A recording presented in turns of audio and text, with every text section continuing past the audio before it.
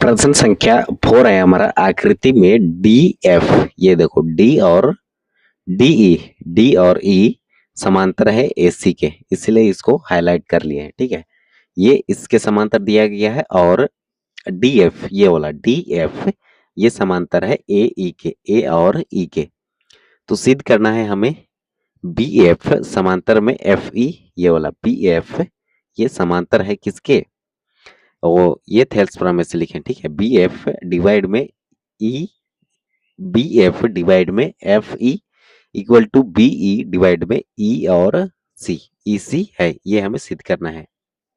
तो यहाँ इसको पढ़ने से पहले एक्स्ट्रा में हम बता दे रहे हैं जानकारी के लिए, यदि किसी त्रिभुज में, ठीक है, एक त्रिभुज होगा, उसकी एक भुजा के समांतर अन्य दो भुजाओं को भिन्न भिन्न बिंदुओं पर प्रतिच्छेद करने के लिए कोई रेखा खींची जाए, ठीक है, तो अन्य दोनों भुजाओं एक ही अनुपात में विभाजित होती है।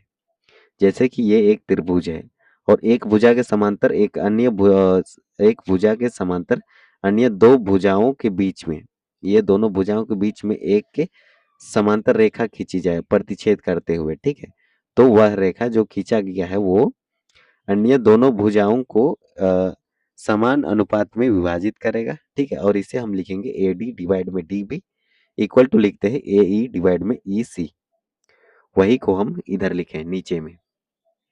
ये होता है हमारा थेल्स प्रमेय 6.1 का प्रमेय।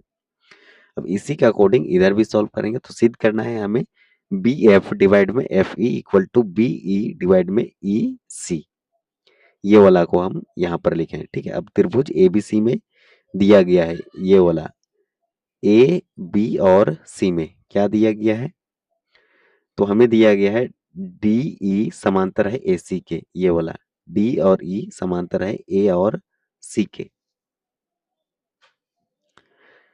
अब देखो यहाँ पर क्या करेंगे, बीई तो हम इसे लिख सकते हैं थेल्स प्रमेय से बीई डिवाइड में ईसी, और यहाँ पर इक्वल टू लिखेंगे, फिर हम लिखेंगे बी डी, ये वाला बी डी और डिवाइड में डी ए या फिर ए डी। ठीक है, तो हम यहाँ पर लिखे ए डी, ये वाला, इसे समीकरण फर्स्ट माने थेल्स प्रमेय से लिखें 6.1, या फिर इसको आधारभूत समानुपाती प्रमेय भी कहते हैं।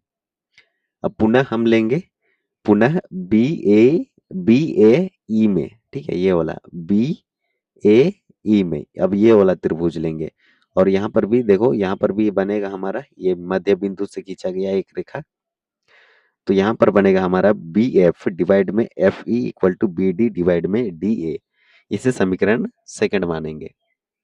ठीक है, ये वाला बी एफ, देखो यहाँ पर ये बी एफ डिवाइड में ई डिवाइड में एफ ई और बी डी डिवाइड में ये वाला ए डी, तो या फिर ए डी या डी ए लिखे, आगे पीछे लिख सकते हैं आप। ठीक है, इसे समीकरण सेकंड माने थेल्स प्रमेय से, तो समीकरण फर्स्ट और सेकंड से लिखे। अब फर्स्ट वाला को हम यहाँ लिख लिए और ये किसके इक्वल होगा, इसके इक्वल होगा, ये वाला इसके इक्वल, ये वाला इसके इक्वल, तो हम ये वाला को लिखे यहाँ पर और ये वाला को लिखे यहाँ पर, और यही चीज हमें प्रूव करना था। तो अब इसको इधर और इसको इधर लिख सकते हो। ठीक है, कोई दिक्कत नहीं है। तो ये वाला को आगे लिख लिए बी एफ डिवाइड में F E equal to B E divide में ई सी, तो ये हमारा इस प्रकार सिद्ध होता है।